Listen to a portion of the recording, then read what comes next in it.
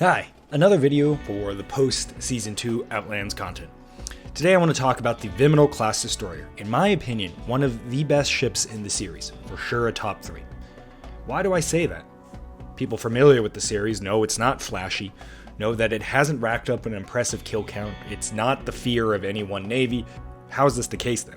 Well, quite simply, it is by far the most battle-tested, most widely deployed, and the oldest ship in the series. It has stood the test of time over a year of constant PvP combat. There has been almost 30 Viminals deployed, which is a significant number in a universe that has really only deployed about 100 to 120 ships total, 15 of which are capital ships, and 30 of which are frigates.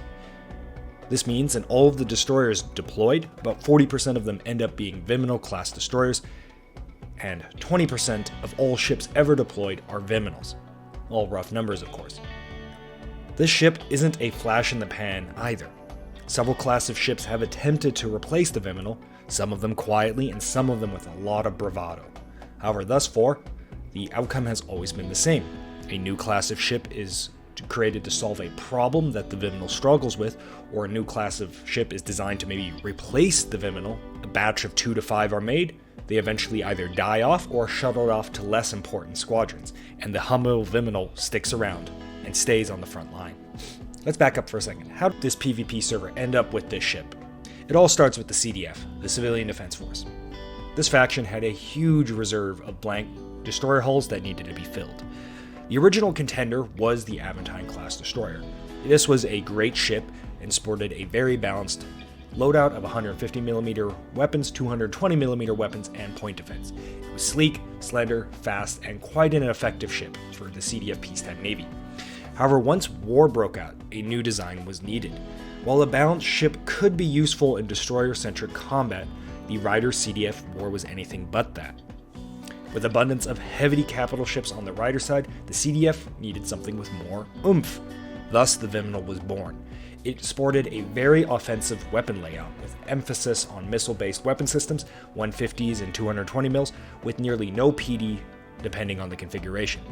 It also had a very aggressive wedge/forward-facing design. While the Aventine was designed to be a balanced weapon loadout with expansive firing arcs, the Viminal was designed to have forward-facing fire arcs, once again in line with its goal of an offensive destroyer. Now, I'm not going to say the Viminal was a world beater. Of all the Viminals deployed, we saw something like a 1-to-1 kill-death ratio at the best of times.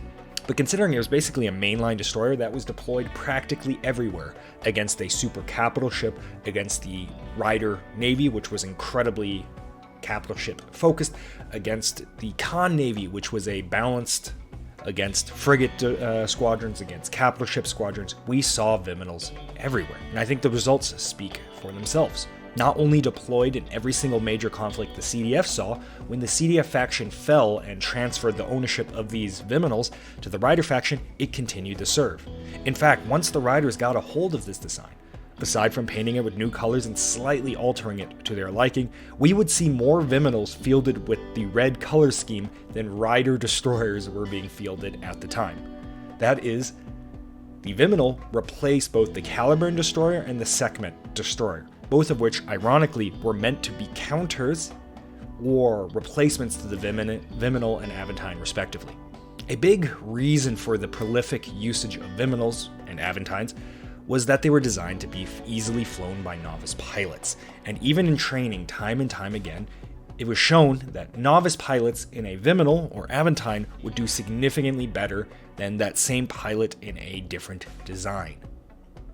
However, unlike the Aventines, the Viminal was very unique. It had an incredibly all-in design, very aggressive forward-facing batteries, lack of PD, etc.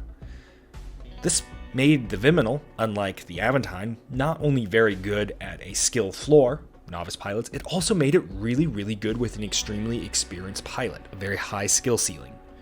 The 220mm weapon on our server is one of those weapons that is balanced by having very high damage per second, but actually very low accuracy, thus a very low effective damage per second.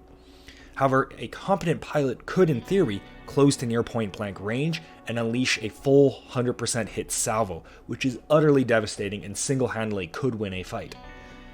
This led to the famous phrase, Viminal doing Viminal things, which often meant a veteran Viminal pilot would do close to the impossible on a one-way suicide mission, driving right up to capital ships, structures, or more, and taking on a superior force and dishing out incredible amounts of pain. It also often meant we saw Viminals going in and dying immediately, pancaking into asteroids and more, but we'll just stick with the flattering take for now. There are many instances of the Viminals and their devastating firepower and their life expectancy being leveraged. We saw in the final stance against the Khans at Malta, a single Viminal ship did more than what 4 cruisers before it did, closing in and forcing a cruiser in the middle of a battleship squadron to retreat.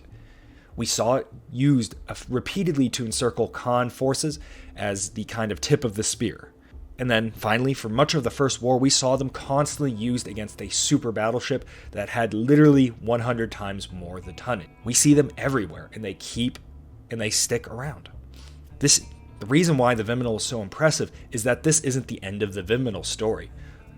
Easily 5 ships have been developed to replace the Viminal, and while the Aventine has proven to be a more versatile hull for different weapons designs, only the Viminal has stayed largely intact in its basic original configuration, with some slight alterations. The simple fact is, the Rider Navy, who has the option to build destroyers, their own destroyers, and they have their own destroyers, some of which were designed to replace the Viminal from very good ship designers, still choose to use the Viminal time and time again, because it has that perfect balance of being very easy to fly by a basic pilot, while simultaneously you slot in a good pilot, you're going to get a world beater ship.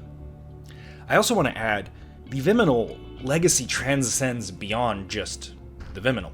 Both the Viminal and the Aventine have very similar hull designs, and these hull designs were so successful that for CDF cruisers, we actually saw this hull design being scaled up to create cruisers, heavy cruisers, light cruisers, and more. So even if the Viminal is a destroyer, its legacy extends well beyond its class as a destroyer. Figured it might be good to actually take a look at these guys up close with a little explanation. The first one on the left over here is the first fielded generational version of the Viminal in Outlands. So this is the Season 1 Viminal. It's got a little taller bridge section, a slightly different weapons layout, and more. Move on over to the right, and we see the Generation 2 Viminal. It has a slightly different frontal weapon layout, a more armored thruster pack core, a slightly lower bridge, a different bridge design, and just small improvements here or there. While it is subtle, and if you do compare them side by side, you'll notice the Season 2 version has slightly more emphasis on thrust capabilities. It's gained a larger thruster up here for downward thrust, and the bottom thrusters have been highly or increased in their armor, and you see a large increase of these smaller thruster subsections to further increase the mobility of the vessel.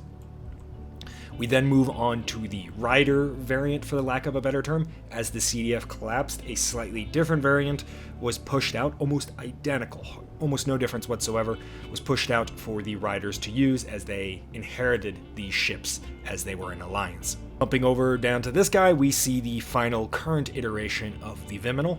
This is the Viminal, or Vagabond, as the Riders call it, as they call it their own name to designate it as their ship versus a former CDF ship. It has the Rider color scheme while still kind of putting nods towards the original CDF color scheme.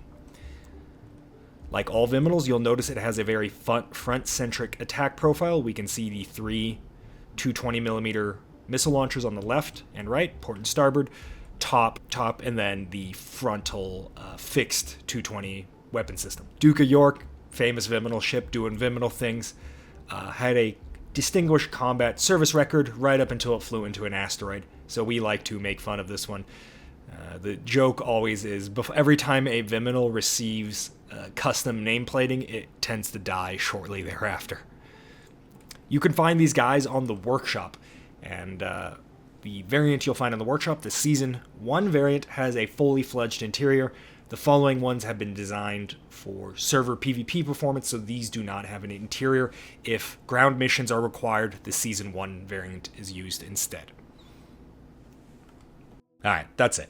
This ship was made by Tidier. You've seen a lot of his ships on the series already. He is quite the prolific builder. So good job, Tidier. Your ship has made it through 2 seasons, and we're easily going to see a 3rd season out of it, or maybe even a 4th. All right, that's it for today. Go ahead, check out the description for a blueprint, and I'll see you guys in the next one.